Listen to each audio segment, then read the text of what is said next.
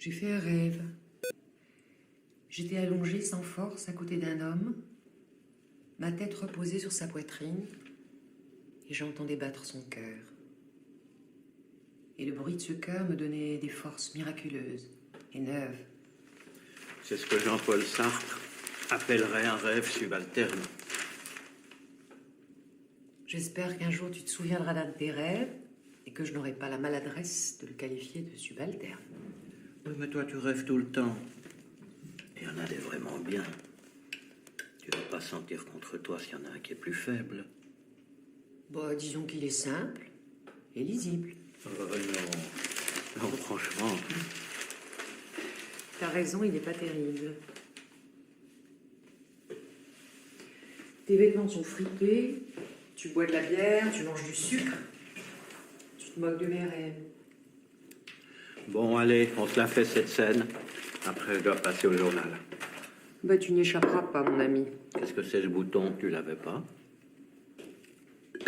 Un bouton de fièvre. J'ai venu comme ça. On s'est embrassé avec Arthur. Arthur? Oui, dans un café d'abord. Et puis, on est allé sous un pont. Mais c'est dégoûtant. Tu le connaissais pas? Bon, c'était charmant. Oui, vraiment tendre. Si, il me semble que je l'avais vu une fois chez des gens que tu ne connais pas. Mais enfin, tu as plus besoin d'être aimé. Pas à ton âge. Ça va partir comme c'est venu. Tu te souviens? Oui, mais pas de tout. Moi, je me souviens. On était jeunes. Toute l'âme, tout le cœur, et aussi l'imagination, désiraient qu'il se passe quelque chose, le croyaient possible.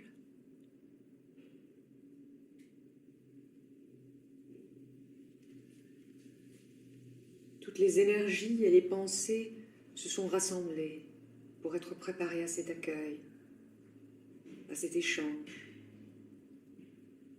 C'était comme accorder les instruments dans l'élan d'une future belle mélodie. C'était comme aussi la concentration du sportif avant le saut. Et puis il n'y a eu ni saut ni musique. Le sportif est resté court et gelé. Les instruments sont demeurés silencieux, posés sur leurs chaises. On n'a même pas vu le chef lever les bras avec sa baguette.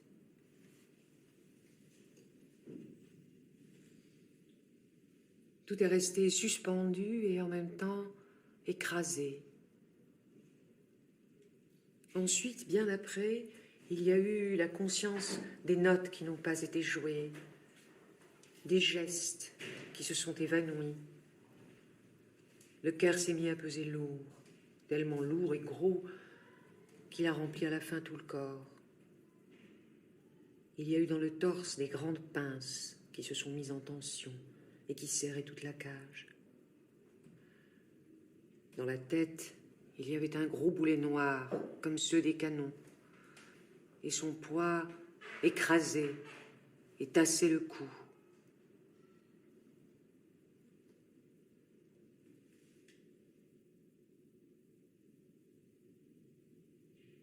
Les mains étaient inertes, ouvertes, comme après la chute d'un objet.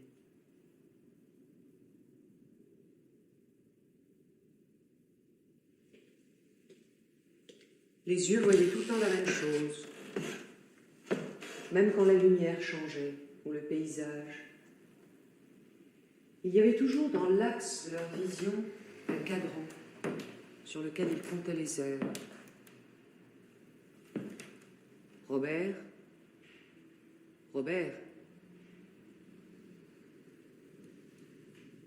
Et des heures, il y en a eu particulièrement beaucoup. Les trains ont continué de circuler et les oiseaux de passer dans le ciel.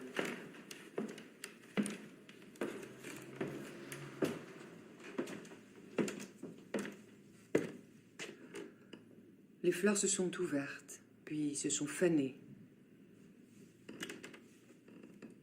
Sale type. Il te suffirait d'une phrase pour me libérer. Mais dis-la. Dis-la cette phrase. Mais dis-la. Mais tu vas la dire, nom de Dieu! Oh là, mais c'est pénible d'avoir à finir des phrases infinissables. Alors casse-toi. Dis ta putain de phrase et casse-toi, Robert. S'il te plaît, mon Robert, mais dis la phrase. Je peux pas, comme